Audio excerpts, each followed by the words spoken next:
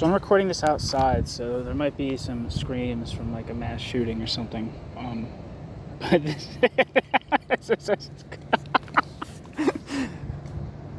this essay is called Plantation Slavery and Landownership in the West Highlands and Islands, Legacies and Lessons, a discussion paper by Dr. Ian MacKinnon and Dr. Andrew Mackillop. It was published in November 2020.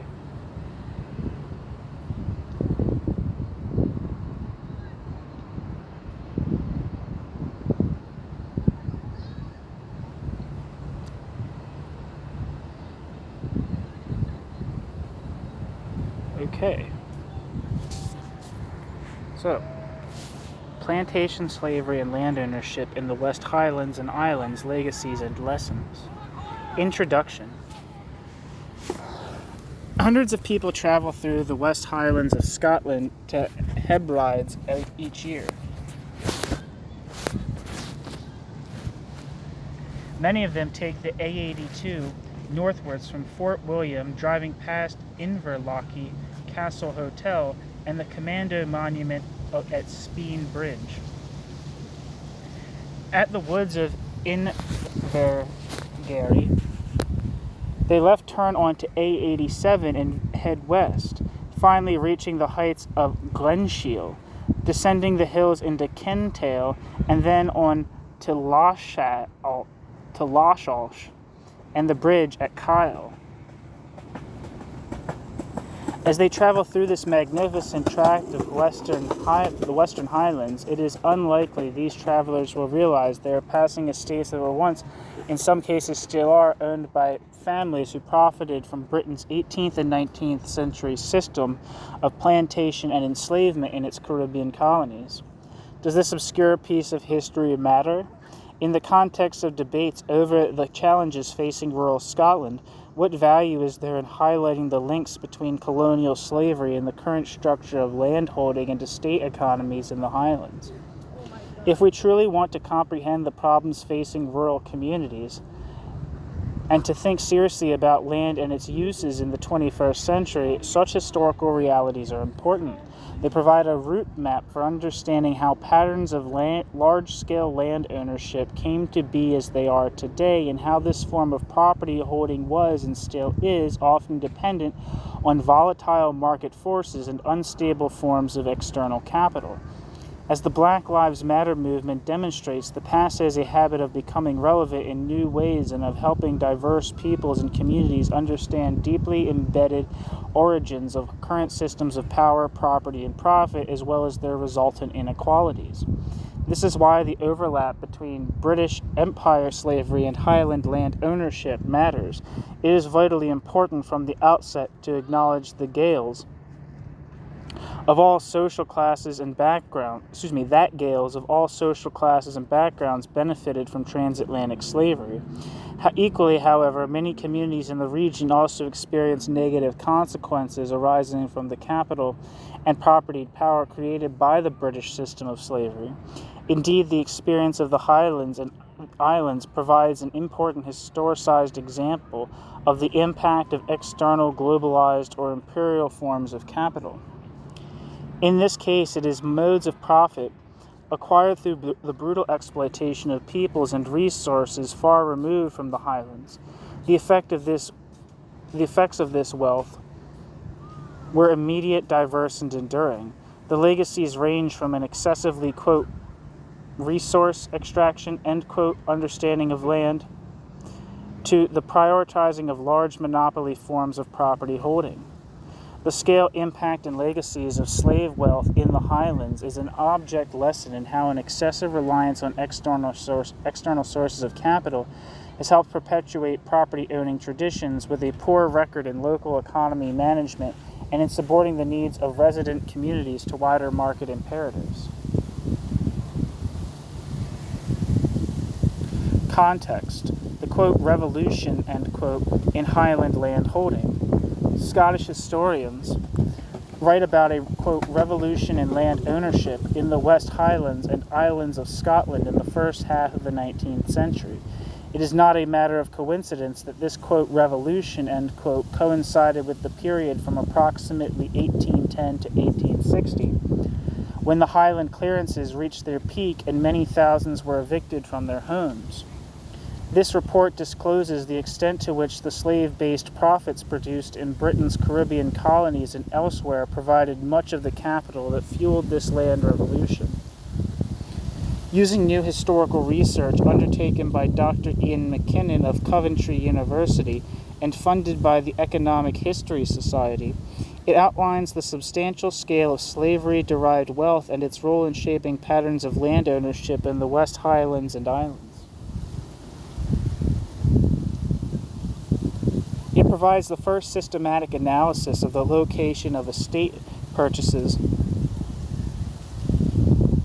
and the acreages involved.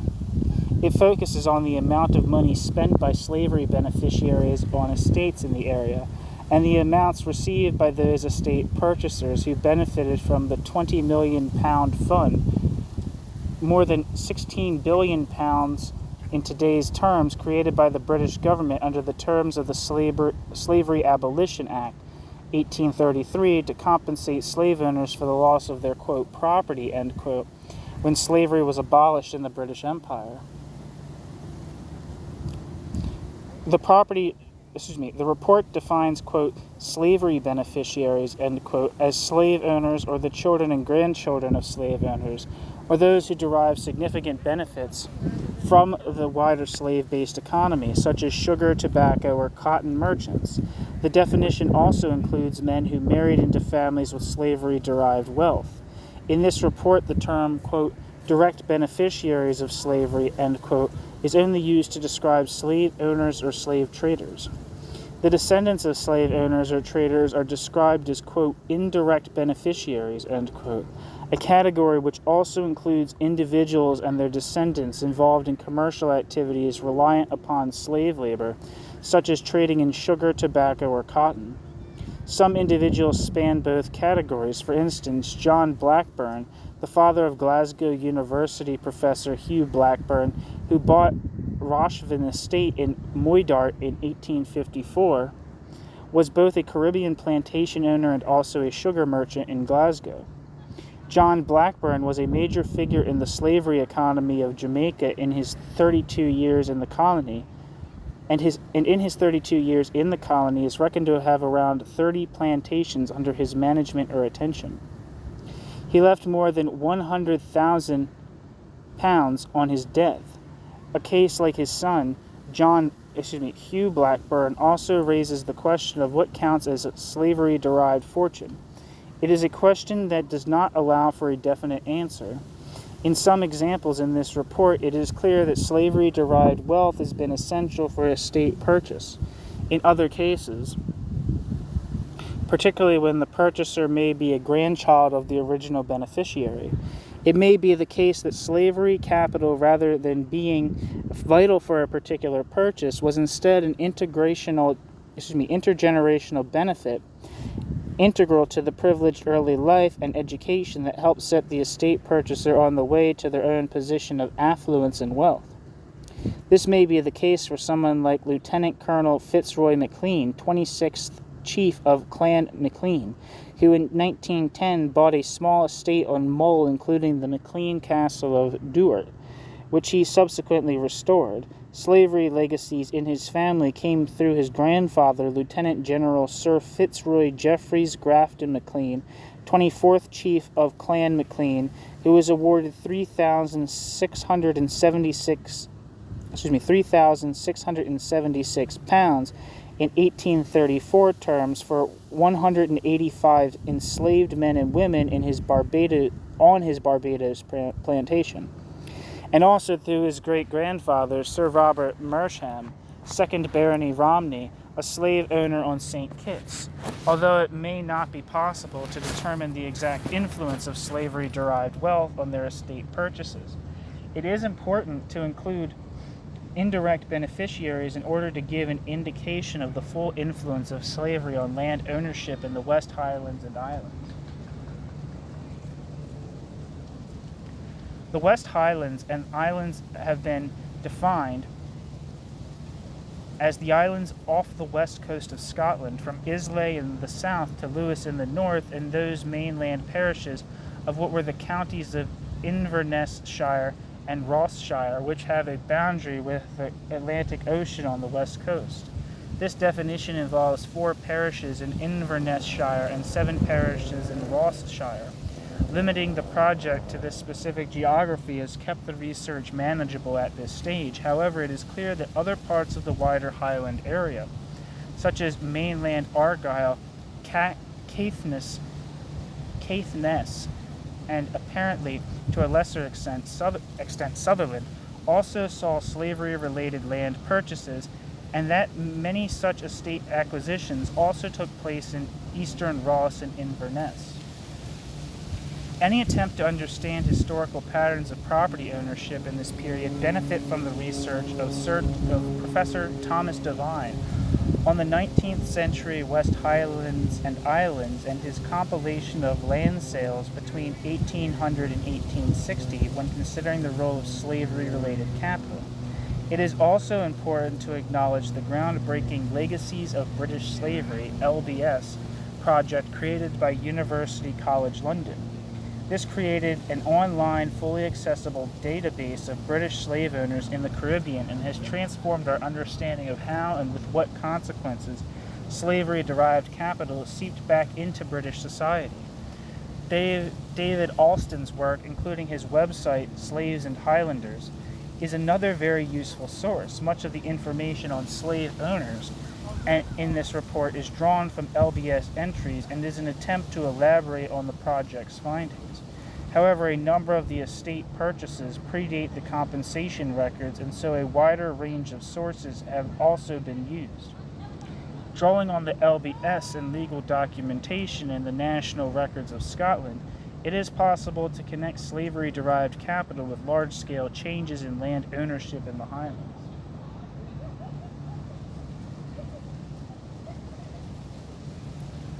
The financial aspect of many estate sales in the West Highlands and Islands in the early 19th century involved the interaction of 2 economic phenomena. On the one hand, there is the vast influx of imperial wealth derived from slavery and other sources, and bolstered by the massive, quote, one-off, end quote, compensation payout of 1834. On the other hand, there is the accumulated and unsustainable debt burden of territorially wealthy but cash-poor Highland chiefs, combined with their extravagant and sometimes reckless spending habits. The long-standing debt crisis of many landed families in the West Highlands and Islands came to a head in the years of economic difficulty following the Napoleonic Wars, when their incomes, particularly but not exclusively associated with the West Coast kelp industry, collapsed. Debt interest charges could no longer be paid, and estates were sold in consequence. The period after 1810 saw, quote, rapid penetration of a new breed of proprietors from outside the region, end quote, a group that Tom Devine dubbed the, quote, new elite, end quote. He argued that the market for land in the West Highlands and Islands was fueled by the area's growing, quote, romantic, end quote, attraction to wealthy Victorians, including becoming a major center for hunting, shooting, and fishing as part of what John M. Mackenzie called, quote, the 19th century hunting cult, end quote, among British imperial elites.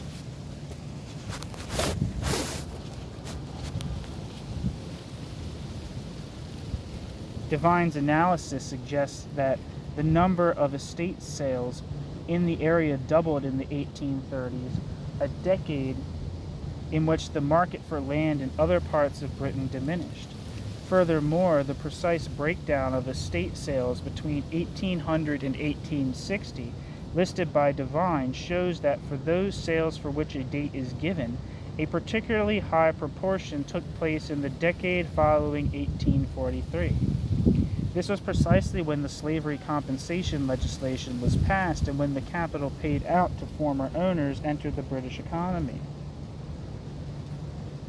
Taking the particular perspective of slavery-derived wealth, this report develops on Devine's general analysis of the land ownership revolution, and it compares an expanded list of estate purchasers with the LBS database of compensated slaveholders.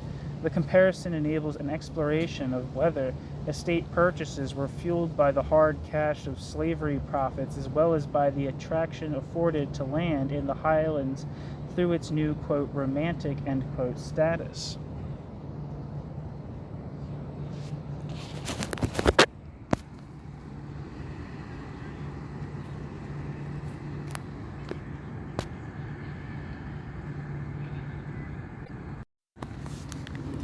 Research findings. Significant direct and indirect beneficiaries of slavery made at least 63 estate purchases in the West Highlands and Islands of Scotland in the years between 1726 and 1939. The majority of those purchases, 37, took place between 1790 and 1855, the period identified by Eric Richards as the main years of the Highland clearances. The peak of slavery-related sales occurred in the late 1830s, in the years following the slavery compensation payout. These findings reinforce Devine's general conclusion on the developing land market in the early 19th century. Cumulatively, it is estimated that the estates acquired by slavery beneficiaries amount to 1,144,395 acres.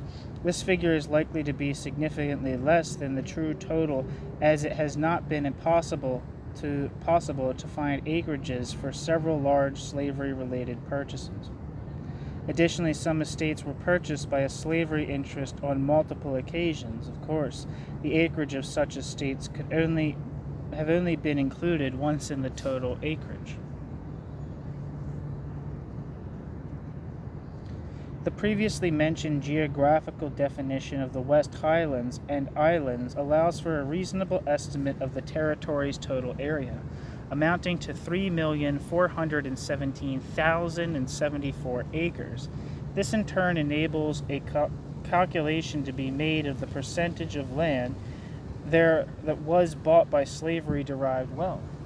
33.5% of the West Highlands and Islands, more than one-third of its total area, was sold into the hands of people directly or indirectly enriched by slavery. Moreover, as acreages have not been found for all of these estates, the true proportion will certainly be higher. The estates acquired by direct and indirect slavery beneficiaries in the West Highlands and Islands alone amount to more than 5% of the entire land mass of Scotland. Some of these who acquired land bought their estates after receiving money from the slave owners' compensation fund. Using the same calculation for measuring relative monetary values over time as had been used by the legacies of British Slavery Project, the total of £137,600 received by these land purchases from the compensation fund amounts to £110,080,000 in today's terms. This figure only includes direct recipients of the compensation fund and not those who bought estates later in the century and whose parents or grandparents had earlier received awards through the 1834 fund. Giving a contemporary value to estates bought in the 19th century is an imprecise science and can only give a rough estimate of the kind of financial activity occurring. However, it does indicate the scale of estate purchases by the slavery-related elite. Using the measures created by economic historians as part of the, quote, measuring worth, end quote, project, it is estimated that, allowing only for price inflation, direct and indirect slavery beneficiaries spent a total of £120,260,770 on land in the West Highlands and Islands. However, on the basis that wages change at a different rate of inflation from prices, another measure calculates relative values in terms of labor value. That is, how much would someone on an average wage today need to pay to afford the total slavery-related estate? This appears to be the measure used by the LBS project. On the basis of this measure, direct and indirect slavery beneficiaries spent £1,069,749,000 on West Highlands and Islands estates. Again, the two totals given in this paragraph will be significant underestimates, as purchase prices for 22 of the 63 sales in total, more than one-third of them, have not been found. However, the West Highlands and Islands estate purchases previously described are not the full extent of slavery-derived connections to land in the area. In addition to the, quote, new elite, end quote, of landowners, many of whom were from outside the area, there is a further category of slavery-enriched landowner who did not buy but rather inherited traditional family lands. Some of these families, such as Mackenzie of Gairloch and Mackillop of Mackillop, had married into slavery wealth. However, at least two, Cameron of Lochile and McIntosh of McIntosh, appear to have been directly involved in the plantation economy in Jamaica in the 18th and early 19th centuries. In the 1880s, all of these, quote, old elite, end quote, families combined held at least 690,313 acres in the counties of Ross and Inverness. Although several of these families were forced to sell some land, this finding raises the question as to whether their slavery connections, to some degree, enable them to survive the early 19th century land ownership revolution identified by Tom Devine.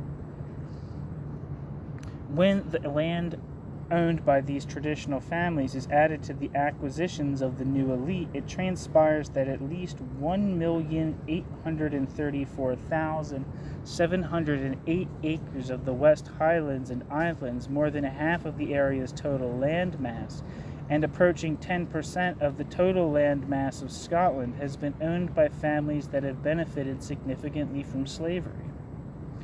The substantial figure does not include the roughly 400,000 acres owned on Lewis by Mackenzie of Seaforth family, whose financial decline during the early decades of the 19th century saw them sell almost their entire estate, despite the last Lord Seaforth being both governor of the slave colony of Barbados and also a slave owner in Berbice.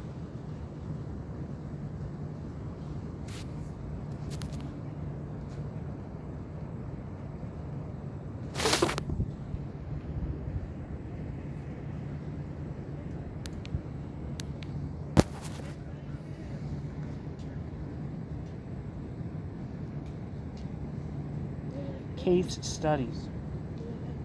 The first significant slavery-related land transaction found in the West Highlands and Islands appears to be Daniel Campbell's purchase of Islay and about half of Jura in 1726. Campbell's main profits came from the shipping and sale of tobacco and sugar. He owned a sugar house in Glasgow to store and process imported sugar, both commodities produced by enslaved people. However, there is evidence that he also traded in slaves. The family held Islay until 1848, when Daniel Campbell's highly indebted great-great-grandson, Walter Frederick Campbell, sold it out of the family. Following Campbell's lead, more than 40 significant beneficiaries of the profits of slavery bought estates in the West Highlands and Islands. Table 1 summarizes the extent to which the example of Daniel Campbell and his family's involvement in slavery and estate ownership was replicated across the region for the next 2 centuries. The most immediately striking point about this new historical evidence is the matter of scale. Well over 1 million acres was secured by capital directly derived from involvement in slavery or through what can be called indirect connection.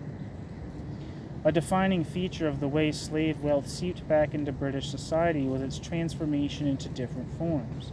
Land held more than just an economic value for those with wealth that was associated with slavery or the products created through enslaved labor. It performed a very particular and helpful cultural function for this type of individual or family. The new, quote, romantic, end quote, status of Highland property noted by Professor Devine generated a wider public perception of the supposed, quote, natural, quote, timeless, and, quote, traditional character of land and landscape.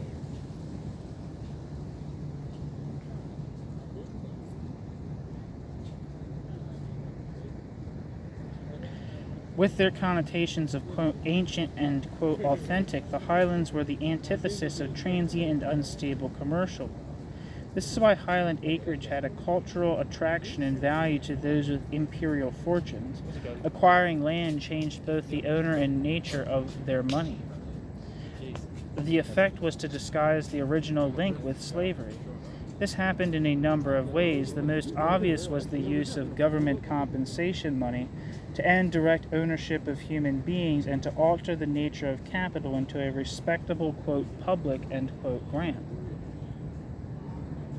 The British government, quote, laundered, end quote, what was now seen as immoral forms of wealth into a respectable form of capital. Another method was through involvement in commodities such as sugar, tobacco, or shipping and food supply associated with the plantation economy. This mode of wealth was, quote, one step, end quote, removed from trafficking in and ownership of human beings while still relying on their forced labor. These, quote, indirect, end quote, forms of slavery-derived wealth explain why the impact and legacies of Britain's age of slavery go far beyond those immediately involved in trading enslaved people. If these types of fortunes are not included, there is the real danger of underestimating the presence and influence of slave-produced capital in British and Scottish society.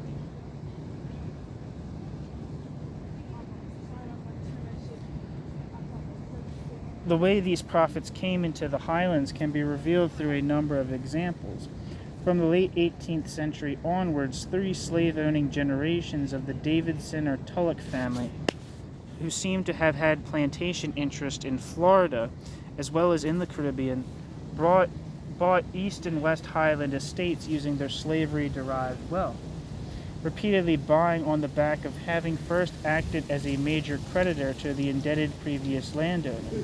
The family became ever more involved in the slavery economy, such that by the time of compensation, one member, Henry Davidson, was part or whole owner of 4,246 slaves, either directly or by mortgage to plantation owners.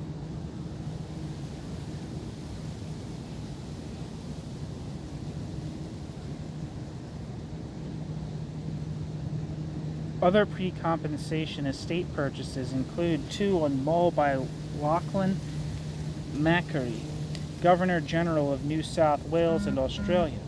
Although Macquarie does not seem to have been directly involved in the slavery economy, his first wife Jane was the daughter of Thomas Jarvis, a slave owner and former governor of Antigua. Jane Jarvis died young, and when Mark Macquarie bought his first estate on Mull in 1802, some £6,000 more than half the total cost came from money she had left him. He called the estate Jarvis Field in her honor.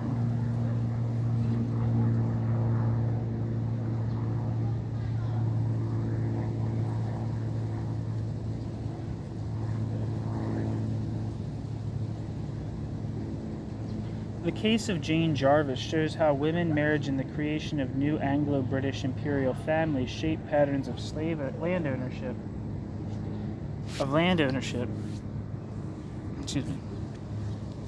And through such ownership, the control of local populations.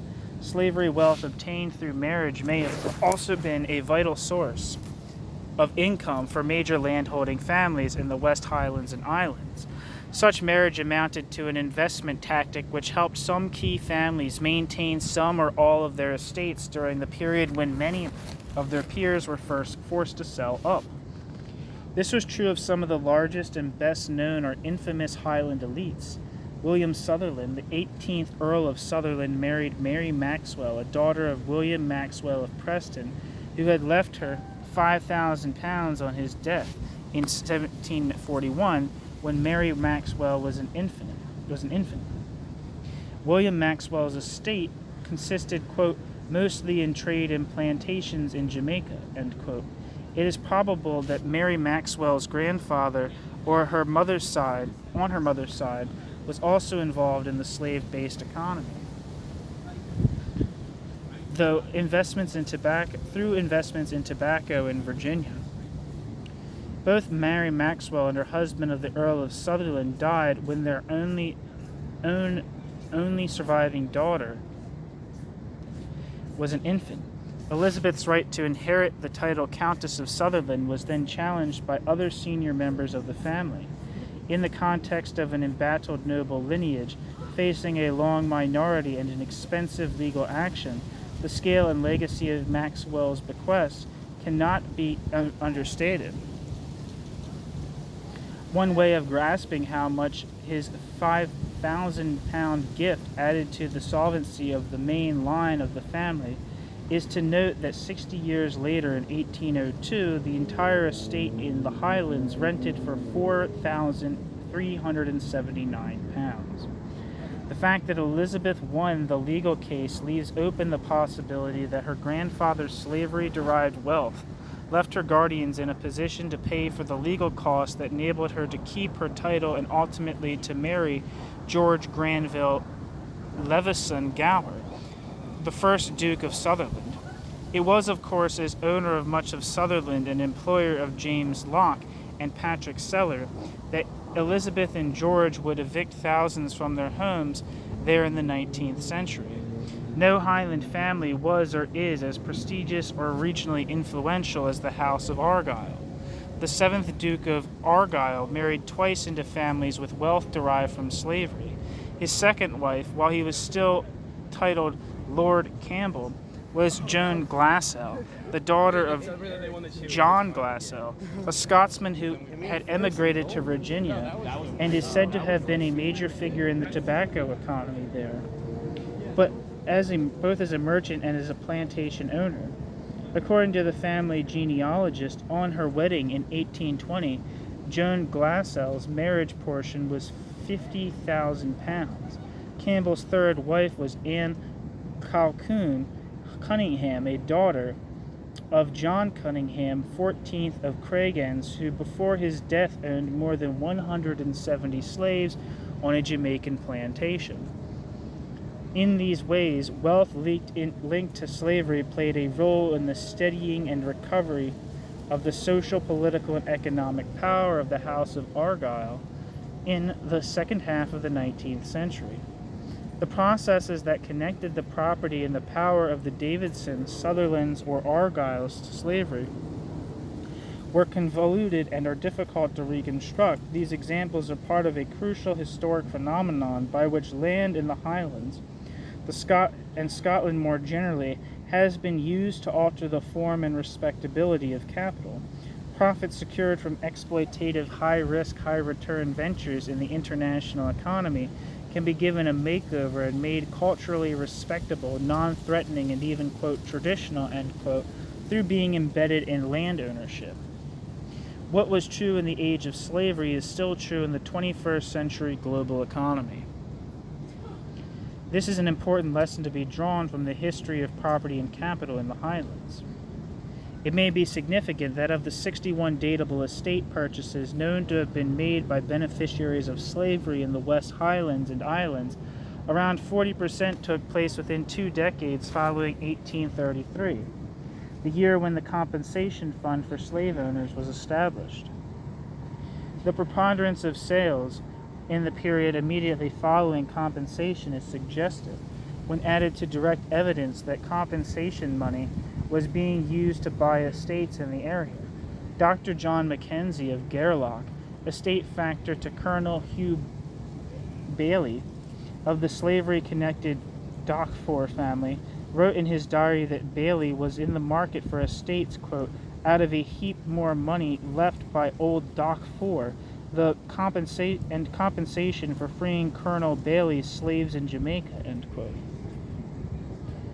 Colonel Hugh Bailey bought Redcastle Estate on the Black Isle shortly after receiving compensation in 1834 terms of approximately £22,500. This figure pales in comparison with the amount of compensation received by Colonel Hugh's brother and business partner, James Evan Bailey.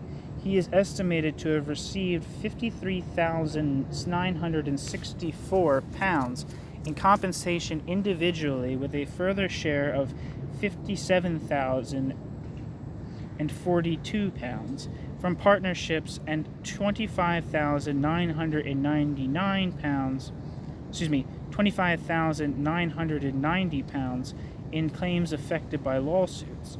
Shortly after receiving these massive rewards, James Evan Bailey was also in the market for estates. Among those that he bought was Glenelg in 1835 and part of Glenshiel the following year at a total cost of more than £100,000.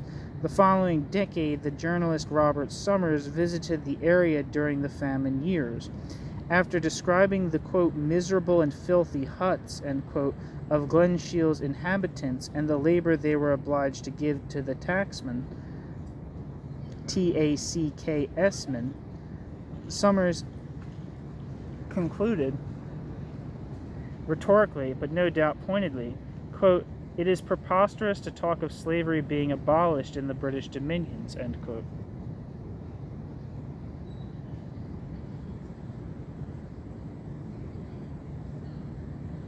Many of the post-1833 purchases were huge. John Walker of Crawfordton in Dumfries was the son of a returnee from Jamaica and also appears to have had independent slavery interests. The father died in 1832, leaving £100,000. In 1834, John bought Correr Estate in the county of Inverness-shire for £45,000. In the 1880s, the family had more than 70,000 acres in the county. Their estate adjoined the 39,414 acres of Inverlochie, bought in 1840 by James Scarlett for £75,150. Scarlett, an Attorney General of England and a member of the Privy Council, was awarded compensation of £626 for a plantation with 30 slaves in Jamaica. He was married to a daughter of Peter Campbell, a major slave owner in Jamaica, who left his daughter £3,000 in his will.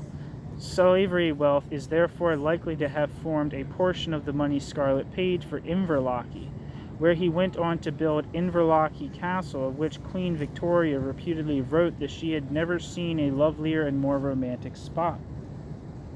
Another neighboring member of the new Inverness-shire elite, Edward Ellice, had been an architect of the amalgamation of the Northwest Company and the Hudson Bay Company in Canada, and was heavily involved in the colonization of Lower Canada and Vancouver Island. In addition to his high-profile activities in North America, Ellice had significant interest in the Caribbean. The 1803 accounts of the firm in which his father had been a partner and in which he was to become a partner showed assets of more than £480,000 in Caribbean slave colonies and liabilities of just £46,000. As well as being a major mortgage lender in those islands, he also directly owned several plantations. In 1839, Ellice bought Glencoolach for £32,000 and later added the neighboring Glengarry estate. By the 1870s, his son, Edward Ellice Jr., owned 99,545 acres in Inverness-shire, to which the family received a stream of visitors to hunt and shoot with them. These included Edwin Landseer, painter of the Romantic icon, monarch of the Glen. Elise was a significant patron of Landseer. The family let the fishing rights for Glengarry to the Duke of Portland, himself an indirect beneficiary of slavery above. And in 1873, Glencoe was let as a sporting estate to Lord Burton. Burton's many rich and famous hunting guests included King Edward VII twice and Grand Duke Michael of Russia.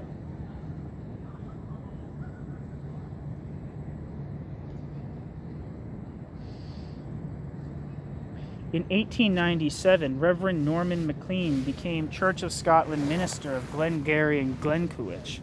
The entire parish at the time was owned by Elizabeth Elise, widow of the younger Edward Elise. And we're not making it. Having previously ministered on Syke, Reverend Maclean was struck by the lack of people in his new charge. He later wrote, quote, "There you had two of the most beautiful glens in Scotland, and except for the scattered village of Invergarry and a handful of cottages at Glencoe, the whole land was empty and desolate," end quote, substantially cleared of population by the MacDonalds of Glengarry. Before the Elise purchase, the two glens, Reverend Maclean concluded, held only a, quote, remnant, end quote, population, and had become, quote, a sportsman's paradise, emptied of life to become playgrounds for aliens, end quote. Maclean's tenure in Glengarry saw the creation of a major new transport link to these playgrounds, the Invergarry and Fort Augustus Railway, a, quote, hopeless and unremunerative, end quote, development. According to one recent history of Highland railways, this line was the product of speculation by industrial capitalists and the self-interest of local landed elites. A member of the Elise family was deputy chairman of the company promoting the route. It was supported by other Great Glen landlords such as Lord Abinger and Cunningham of Foyers, both indirect beneficiaries of slavery, but the chief lobbyist seems to have been Lord Burton. Reverend Maclean claimed that Burton, aghast at having to travel long distances by road, wanted the railway that he might get quicker to his deer forest at Glencoe. The minister, end quote. The minister was present when the first sod of the new line was cut in 1895. He recollected, quote, "I probably shall never witness such a banquet as followed. Toast followed toast, and speech vied with speech in heralding the golden age that was dawning on the great Glen. Nobody in the fervor of oratory paused to think that one excursion train could remove the whole population in Invergarry and Fort Augustus to Glasgow or London, leaving not a rack behind," end quote. The line was built, and after hemorrhaging money for a few years, was closed again, its chief backer, Lord Burton, having given up the sporting lease of Glencoe in 1905. In such ways was slavery wealth at the heart of the, quote, Victorian hunting cult, end quote, and of recreating the Highlands as a playground for the rich.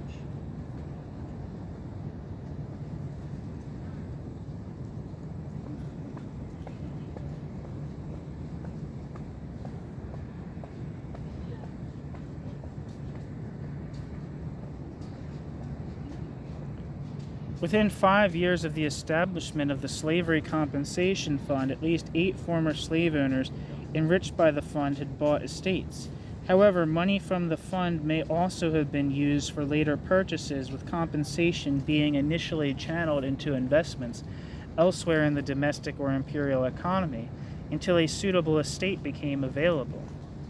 It is hard to conceive how someone like George Rainey, from a relatively modest background, the son of a minister in Sutherland, who had received more than £50,000 from the compensation fund, could otherwise have bought the island of Raysay for £27,000 in 1846. Similarly, although Alexander McBarnett had married into a family with slavery connections, he does not seem to have come from a particularly affluent background. However, after a period of as a sojourner in St. Vincent, he was able to afford to buy not one but two large West Highland estates. Compensation of more than £8,000 received in 1836 is highly likely to have contributed to his purchase of Attadale in 1837 and Torridon in 1838.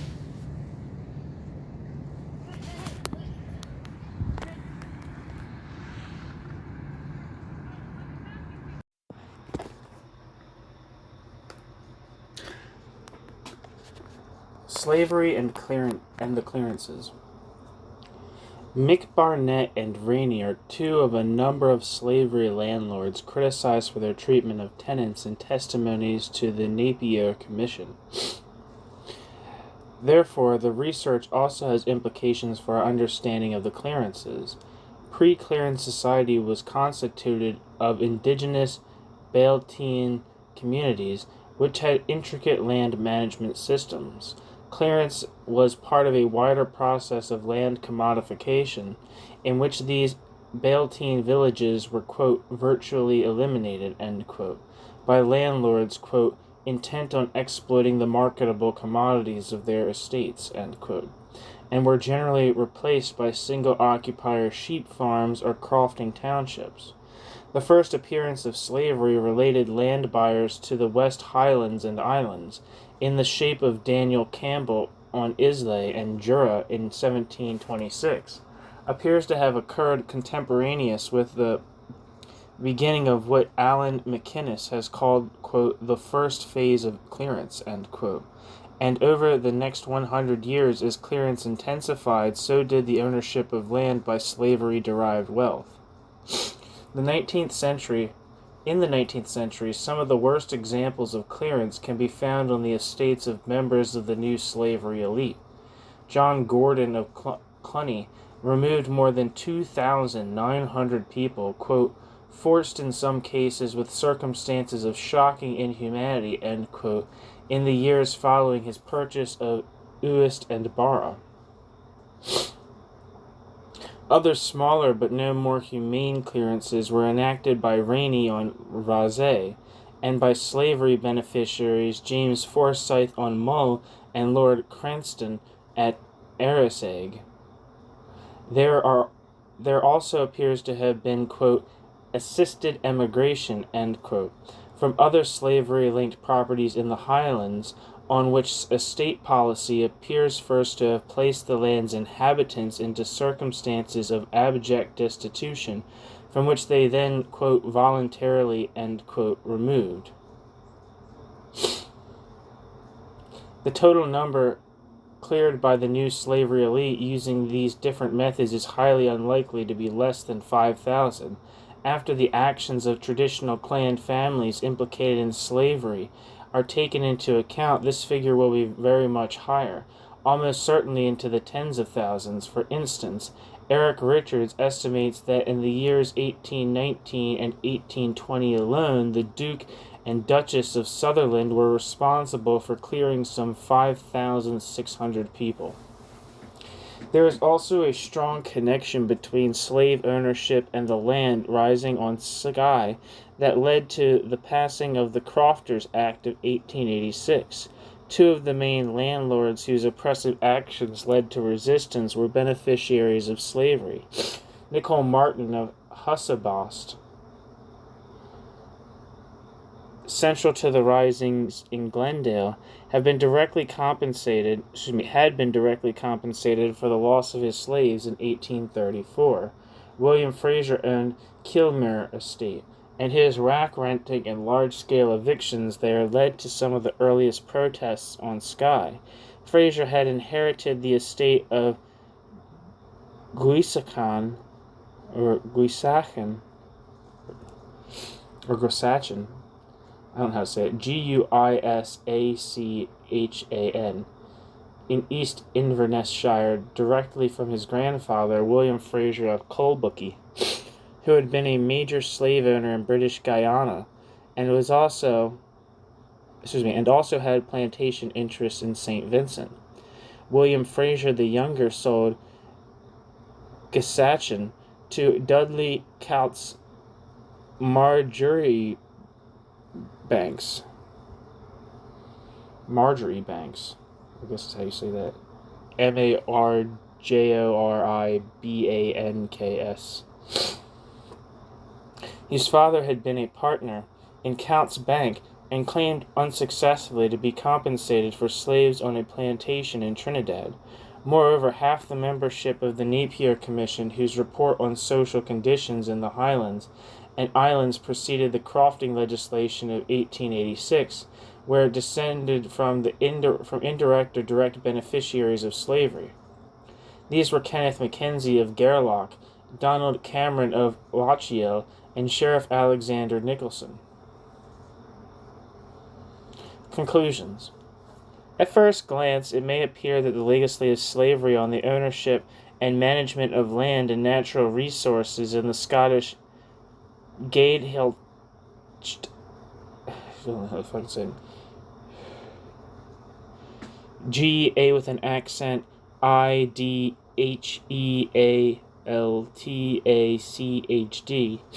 is not an important or lasting one. After all, few among those families who bought land after benefiting from slavery are major landlords in the area today. Moreover, as the Sutherland clearances best exemplify, it was not the case that all landlords who ruthlessly cleared their estates were connected with slavery, at least directly. Nor did all slavery-related landlords clear their estates. I don't know, what the hell happened here?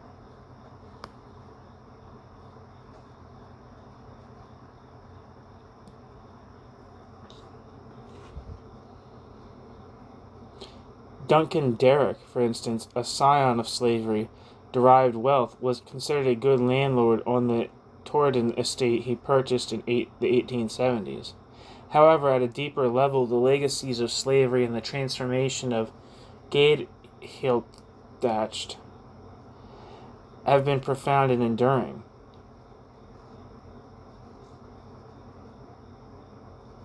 The fact that more than 1 million acres in the area were bought by beneficiaries of slavery and many more hundreds of thousands of acres may have been maintained in traditional ownership through the influx of money derived from the slavery economy or from marriage into families which had benefited from that economy, suggests that, quote, slave wealth, end quote, played a vital role in the, quote, revolution in land ownership, end quote, outlined by Devine.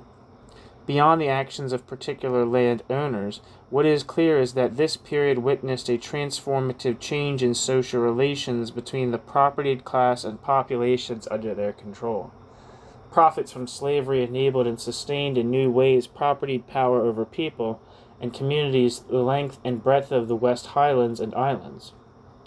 From this form of capital brought with it attitudes to land and the people on it which reflected its origins. As a form of colonial wealth, slavery-related capital was derived from highly exploitative, often brutal, coercive forms of labor. Its creation was predicated on emphasizing resource and labor extraction as well as profit maximization. Those who secured such wealth tended in turn to see any land they owned, regardless of geography, in similarly extractive terms. Landed estates were simply an extension of their capital and had to be productive. These owners now brought such attitudes to bear upon people and communities inhabiting at least 1 million acres of the Highlands. Tens of thousands of the area's population, the elite possessed backgrounds and outlooks which stressed productivity rather than social or ecological sustainability. Local economies across the region were reshaped by this ethos of maximized production. Land was treated as only one asset, and often a subsidiary asset at that, with a portfolio of commercial interests connected to wider British and imperial markets. With the emphasis on economies of scale and the benefits of market-driven specialization, be that kelp or tobacco, sugar or sheep, cotton or deer, local diversity and social resilience came as a poor second. Working alongside this economic calculus was the cultural imperative to treat land in the Highlands as a badge of success. Estates and their populations became trophy purchases. the culmination of the new elite of their successful social climbing. Slavery beneficiaries were also integral to the new image of the Highlands as a sporting playground, turning hundreds of thousands of acres into deer forest, D-E-E-R, deer, thus condemning these areas to be ecologically impoverished artificial wildernesses into which elites inserted themselves each summer in order to kill for sport. This increasingly one-dimensional use of the land stands in stark contrast to the mixed arable and pastoral economies of the Plantation. In turn, sustains socially complex communities. These township populations nurtured knowledge production systems that enabled mixed land management strategies. This was underpinned by communal rule-based approaches to foreshores grazing and fuel assets, which were taken to be common pool resources. Local resources could then be exploited through a consciously integrated and diverse set of microeconomies. In contrast, the cultural productions of the new elite's influential artistic and creative guest helped to redefine the area and its inhabitants in simplistic romantic terms and helped pave the way for highly contested conceptions that the area is a wilderness, quote, wilderness, end quote, or, quote, wild land, end quote, today. Devine has described hunting as a, quote, psychological drive or need, end quote, among the new elite, and more widely argued that, quote, buying a highland estate and, quote, improving, end quote, it, gratified the same passion for possession as the collection of fine art or the acquisition of expensive and elaborate furniture, end quote. Drawing on the work of the psychologist Erich Fromm, love Erich Fromm, and his own experiences working as a geely on a Lewis sporting estate, human ecologist Alistair McIntosh argued that people driven by such psychological needs confuse, quote, having, end quote, with, quote, being, end quote, and live, quote, as if a person's possessions are their being, end quote. In McIntosh's view, this, quote, passion for possession, end quote, depends on the creation of unaccountable power that, quote, bolsters an artificial sense of being somebody, end quote, but at the expense of the person's surroundings, the people around them, and their own personality. In acquiring a Highland estate, slavery beneficiaries sought to present themselves and the public face of their wealth in a particular light. But in doing so, they also contributed to changing the character of the area they had bought and its communities. Although Hugh Trevor Roper's tendentious but influential writing has argued otherwise, most of the cultural practices and beliefs of Gaelic Scotland in the early 19th century were derived from ancient roots. Indeed, for some members of the new elite, an awareness of this cultural distinctiveness, albeit occluded by cloying romanticism, was a significant part of the area's attraction as an investment.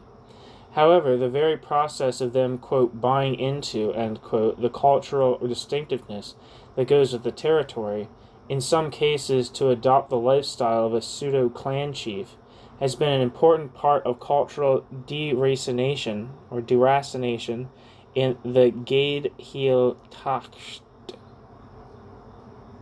I don't know how to say that. Control of land, of wildlife, and even of residential populations helped to generate the impression not of a, quote, new, end quote, imperial elite, but of respectable owners and families who did not threaten the political, economic, and cultural mores of the British and Scottish establishments. In this way, quote, new, end quote, wealth could and did appear as, quote, old, end quote, wealth. The fact that the scale of the link between land in the Highlands and Islands and Britain's enslavement economies is only now becoming clearer reveals how successful this, quote, disguising, end quote, strategy has been. The legacy of British slavery is an important part of modern Highland history. It is also important to reiterate that highlighting these links in no way detracts from the fact that Gaels benefited from colonial slavery.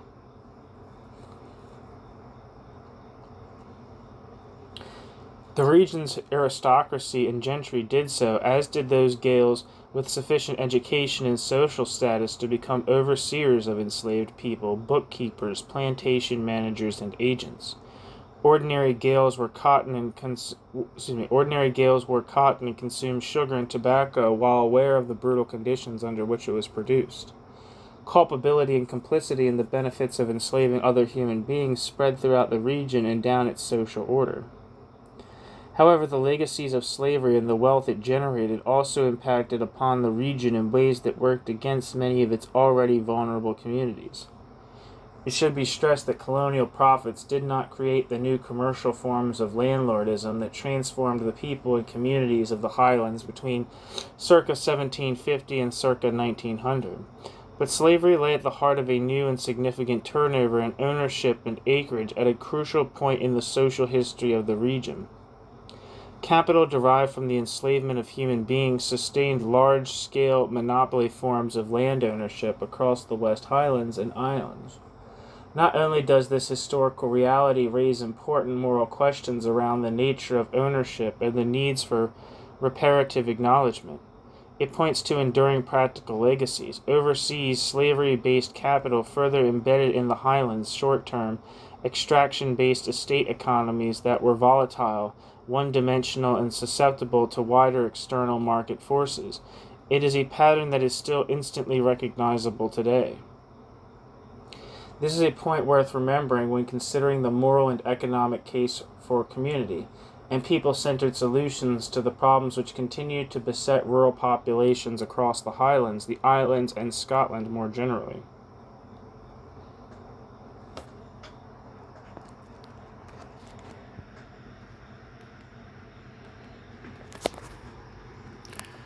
And that's that.